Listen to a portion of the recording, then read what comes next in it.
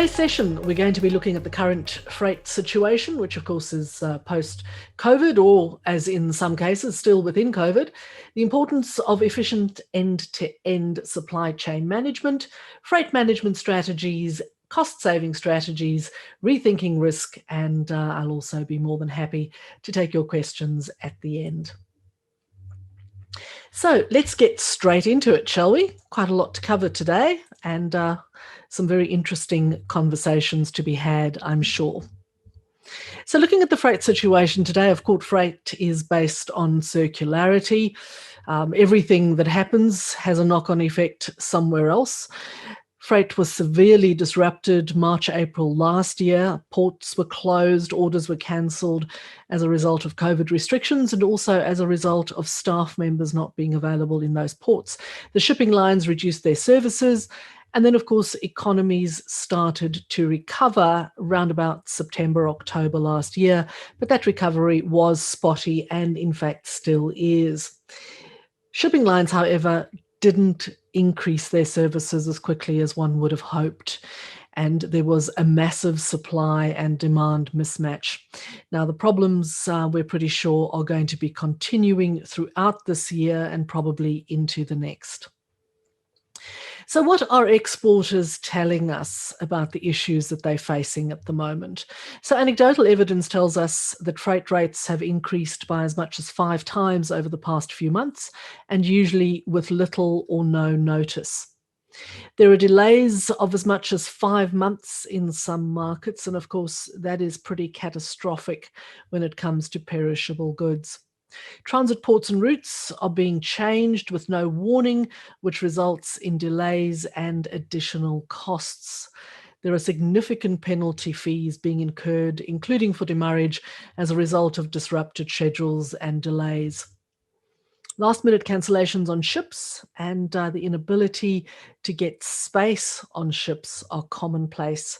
And of course, there is no insurance against delays.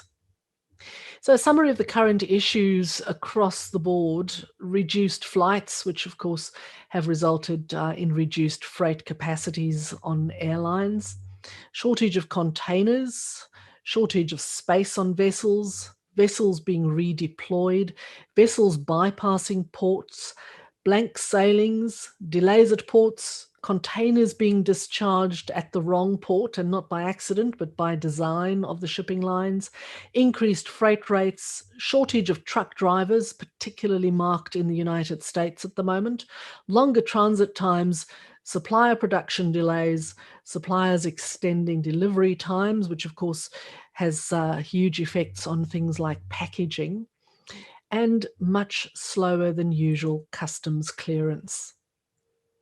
So part of the problem that has arisen in sea freight is that the top 10 carriers now operate 85% of global shipping capacity.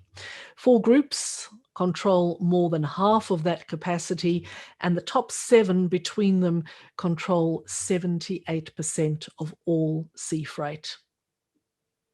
In the case of air freight, we of course know that the aviation sector is integral to perishable goods supply chains. So air freight represents a relatively small proportion of Australia's international freight task by mass, but it does represent around 20% of trade by value. Some agricultural, sensitive and high-value exports are highly dependent on aviation. So, for example, around 80% of all seafood by value exported from Australia goes by air. When we look at the IATA figures, we see that in April 2021, the global monthly demand was up by 12% compared to the commensurate period at the start of the COVID crisis in 2019. Capacity remains at about 97% below pre-COVID levels, though, and this is because of grounded passenger flights. Dedicated freighter capacity did rise as some airlines converted passenger aircraft into dedicated freight carriers, and that rose by about 26% in April 2021, but belly cargo capacity still decreased by 38.5%, so a net loss in air freight capacity. And of course, recent announcements by Prime Minister Scott Morrison have strongly indicated that international borders are likely to remain closed indefinitely, exacerbating the shortage of belly space in passenger aircraft and resulting in a continued shortage of international aircraft and higher air freight costs. Now, there is some assistance available to all those of you in the perishable goods industry, and I'm sure you all know about the International Freight Assistance Mechanism. But just to recap, the IFAM is a targeted support measure that has been put in place by the Australian government to keep global air links open. Initially, it was to have run out by now, but in March of this year, a decision was made to extend the IFAM to the end of September 2021 to give businesses a little bit of a grace period while they tried to sort out some other issues around freight. Eligibility for products supported by IFAM is determined by a set of overarching principles rather than by specific commodities. The principles determine eligibility based on Australian-made or produced products, and that includes grown products that are high value and time sensitive and reliant on air freight due to perishability. Now, when determining whether a product is reliant on air freight, the following can also be considered. The product could not be sent by an alternative to air freight without losing the essential product characteristics or value. The product has a limited shelf life or is required to meet a sudden or immediate need, or it's otherwise deemed to be in the national interest. So some fairly grey areas there about what applies and what is eligible or not. Best to check your eligibility, and you can see the URL on the screen there. Go to the Austrade website and you'll be able to do a quick test to see if your product is eligible for the IFAM. Just a word on Australia Post. For those of you that are sending smaller volumes of perishable foods by post, Australia Post, after a fair amount of pressure, has agreed to continue to offer its carriage of perishable foods across its delivery network beyond the 30th of June this year. And it's established an industry forum jointly led with the Small Business Ombudsman to discuss the issues that are ongoing. So the forum, which also has a representation of producers, will collaborate on possible solutions to the rather complex regulatory requirements imposed on AusPost when moving goods through the parcel network. And if you're wondering around anything about this, there's an address that you can go to. It's perishables@auspost.com.au. Email them and they'll be able to give you all the details you need. So we've looked at the situation as it currently stands, but what do we think the future may hold? Well, the results of the current issues are going to be ongoing, and what is probably going to occur is that shipping lines will require bonds for detention costs as more and more businesses are deciding to abandon their freight because it has been sent to the wrong port. The demurrage costs are too high, the goods in the containers have spoiled, etc. The shipping lines are certainly not going to be left holding the can. So they are going to be charging almost certainly bonds for detention. Shorter, less complex supply chains are going to become a thing of the future, because the shorter the supply chain, the less potential there is for issues arising along the way and the easier it is to manage. There is already a requirement to plan well in advance, and this will be only more so going down the track. Continued high costs will definitely be there as uncertainty remains. Every time a state within Australia closes a border, every time an international border is in jeopardy because there's been another flare-up of COVID, and by now we've gone through 1, 2, 3, and in some cases 4 and 5 waves. Uncertainty is a fact of life. There's also the willingness to consider digital alternatives, which is quite an interesting one, because for a long time, customs authorities in many parts of the world have been really resistant against using digital docs. Well, COVID has forced the hand, and in many cases where digital documentation was not accepted, it now is. So that's a positive that has come out of the COVID situations, and this is likely to continue going forward as more and more authorities are coming on board. Trade tensions are with us and are likely to stay with us going forward. So, of course, geopolitical issues have a large impact on trade, and that includes things like banned products, higher tariffs, allegations of dumping, etc. And most of these things occur with little or no notice. And of course, we've all seen what has happened in recent times, resulting in issues between Australia and China, particularly. And that brings us to some of the management strategies and the importance of efficient end-to-end supply chain management strategies. The times when we could think about freight and logistics as separate from the rest of our business plans and our supply chains are long gone. So when we look at the importance of supply chain management, particularly in the perishable goods sector, supply chains post-COVID-19 there are a few things that have really cemented what is happening now.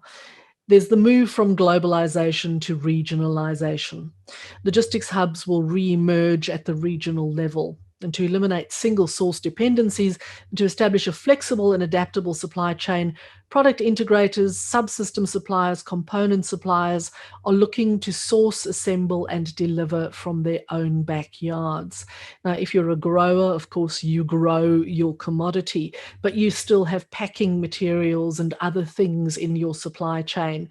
People are starting to look closer to home for everything that they need. And indeed, they are also looking closer to home to find their customers. Stress tests are going to become the new norm. So the distributed global business model, which is optimized for minimum cost, is done. Tomorrow's model demands new priorities in optimization. As volumes become more variable, supply chains must become more adaptive, especially if, as forecasts suggest, large suppliers and logistics operators in the supply chain industry must prepare for major catastrophic events. So we currently in the midst of a pandemic, but there is likely to be others going forward. Also, weather events, fires, floods, tsunamis, and then there are strikes, social unrests, and associated disruptions. Something else which has emerged very strongly is that in the current situation, the human dimension is back. So big and unexpected changes in volumes render statistical models quite useless. Statistical models assess events such as the current pandemic as outliers, and they tend to discard them and disregard them from the data. So although we need visibility for the people in the supply chain to be able to make decisions, most decisions may need to be made manually rather than just looking at the data. The human factor is key. Technological advancements also need to be driven by people. And case in point, the little picture that I've got there where you see a drone delivering a parcel, but that drone is operated by a person. The human asset is the most important factor for an agile business to succeed. So some key recommendations around business recovery and growth post-COVID-19. It's really important that you create a vision and a culture of true end-to-end visibility. The ability to see the in-transit location and condition of produce is crucial. You need to value and empower your people. You need to leverage technology that improves efficiencies. And of course, that goes hand in hand with giving your people the ability to make decisions and to effectively use technology. There needs to be an implementation of company-wide continuous improvement. This isn't just about finding solutions for freight and logistics. It's finding ways to improve efficiency across your entire business so that you can make small cost savings that add up and help to offset some of those large freight costs and potential losses when the freight system goes wrong. You also need now to communicate with your customers. You need to manage their expectations. You cannot just assume that your customers will understand that there is a problem. You need to leverage your customers' in-market expertise and networks. Every one of your customers knows their market because they are in that market. They are also connected in ways that you might only be able to imagine. But if you speak to them about what is currently happening and some of the connections and the networks that they have, they may very well be able to help you solve some of your problems. Also see if maybe your customers will share the additional freight costs in the short term. Now, that's probably a big ask, but if you offer something by way of incentive in return, you might find that your customers are more amenable to the idea than you could think upfront. So let's now look at some of those freight management strategies. When we look particularly at the perishable markets, this is very much the time for new thinking and agile management strategies. You need to plan as far ahead as possible to save time and money, but you do need to be prepared to make changes on the fly. So much as you need to prepare, you need to plan, you need to think about your routes, you need to think about your end-to-end supply chain, you need to think about every link in that chain and where problems could occur. If things happen that you haven't thought of, you need to be able to respond to them. And part of that comes with empowering the people in your organization. If people are empowered and people are given the tools so that they have oversight of what is currently happening in the world, they will be far better positioned to actually act when something goes wrong. Think about adjusting your delivery routes with your logistics partners. So food products nearing ripeness will traverse shorter distances. And that seems like a bit of a no-brainer. But if you think about it logically, it does make a great deal of sense. So perhaps you change where you're selling to and you get those things that need to travel shorter distances because they are closer to ripeness and closer to spoilage, get them to travel the shorter distances. Reconsider your Australian port of departure. So we obviously want to see as much business go through the port of Melbourne as possible, but the reality is you need to be rethinking whether the port of Melbourne is always the best option. Perhaps Adelaide would offer easier access than Melbourne, for example. There might be more congestion in one Australian port than another, and it may be easier for you to get your goods to that port overland by rail or by truck, for example, or short distances on an aircraft and then out of the country than to get through this particular port. And that doesn't just apply to seaport, it applies to airports. Select overseas ports that are less prone to congestion and delays. And if needs be, add domestic nodes, and that applies to both sea and air. At the moment, there are certain ports that are really, really struggling all over the world, and it's within every country. Within every country, United States, if you look at the East Coast versus the West Coast ports are generally more congested than the East Coast ones. So in the case of the US, it might be better for you to ship through the Panama Canal, which takes longer.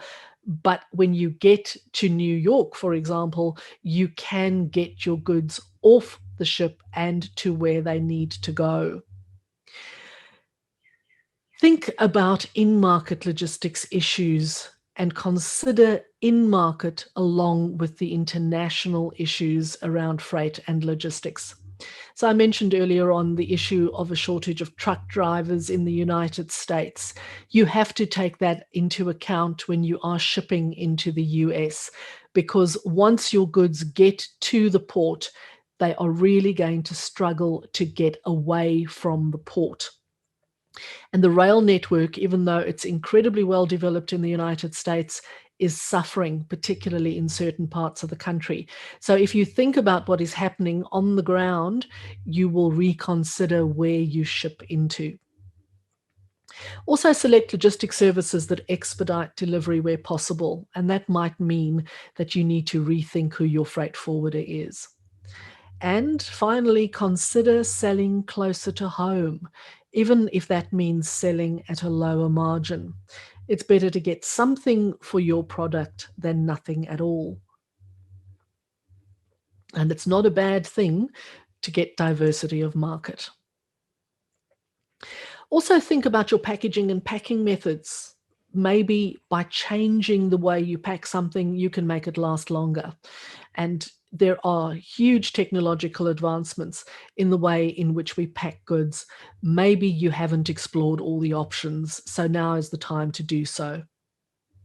Have contingencies in place to cope with unexpected rerouting of shipments.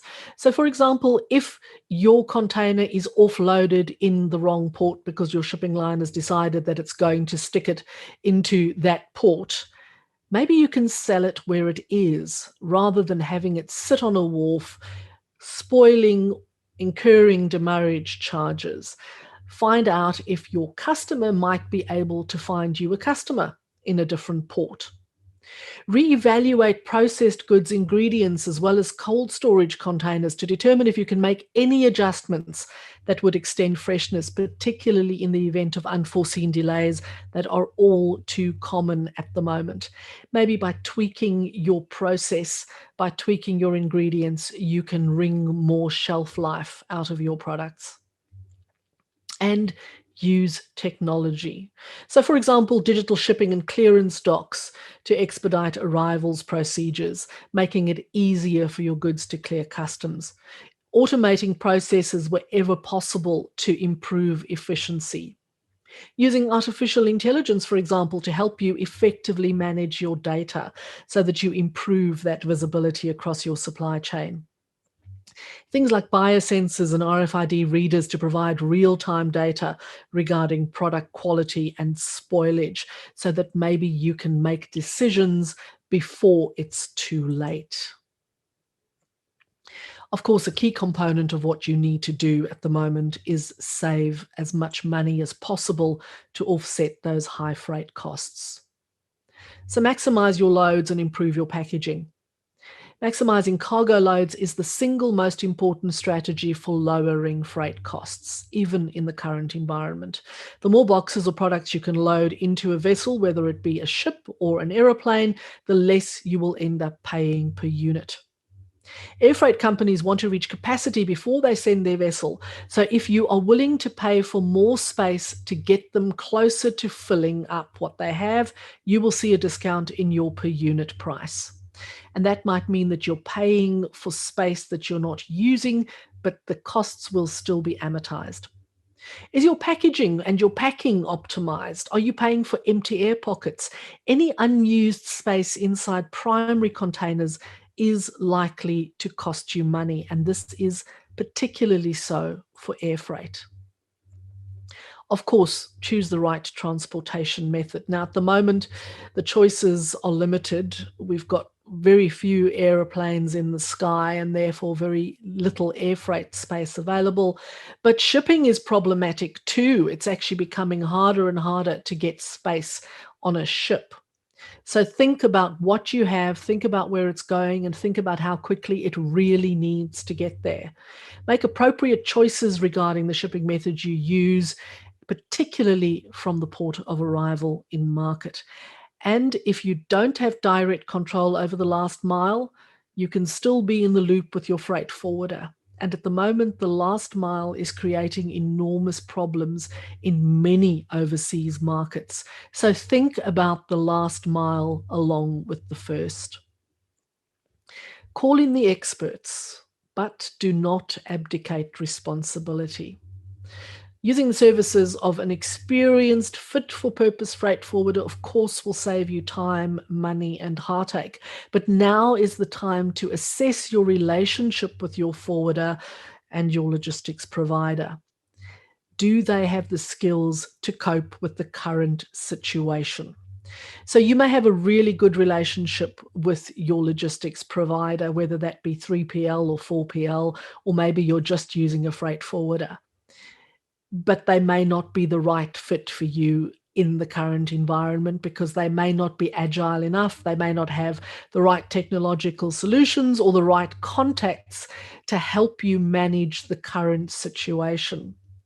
that means you might have to rethink that. Become a key driver of the decisions made by your provider. You need to take charge. The days of saying it's in the hands of my service provider and I'm not getting involved in that are long gone. You actually need to be hands-on now with the way in which you are managing your freight and logistics as part of your end-to-end supply chain. And finally today, I want to look at risk. Of course, what is happening at the moment in the industry that you all find yourselves in is apparent. It's well known. We've covered some of those today, and you know the pain better than anybody else. But there are things that you should be thinking about to manage risk, and possibly you need to be thinking about risk a little bit differently from the way you have in the past. So starting off with the correct Incoterm. It horrifies me that some businesses are not only using Incoterms 2010, some of them are still using Incoterms 2000, and some of them are using Incoterms purely by default because that's the one that the business has always used. Now is the time for you to reassess the Incoterms that you are using, and please use Incoterms 2020. They're a very good risk management tool, and they also provide options for the apportionment of costs. So think about the terms. The E and F terms have little cost associated with them, but the C and D terms have considerable costs associated with them for you as the exporter. Freight costs may be incorporated into your sales price. If you're providing credit to your buyer, you are effectively subsidizing the cost of the freight. And of course, average payment terms in international trade are typically between 90 and 120 days. Forwarders and carriers, however, want their money well before then. Be certain about which costs you are agreeing to pay. For sea terms, sea freight charges additional to the freight rate are not unusual. So double dipping can occur when unloading charges are part of the carriage contract, but if the buyer isn't advised, stevedores can charge these again at the arrival port. For D terms, do you really know the costs?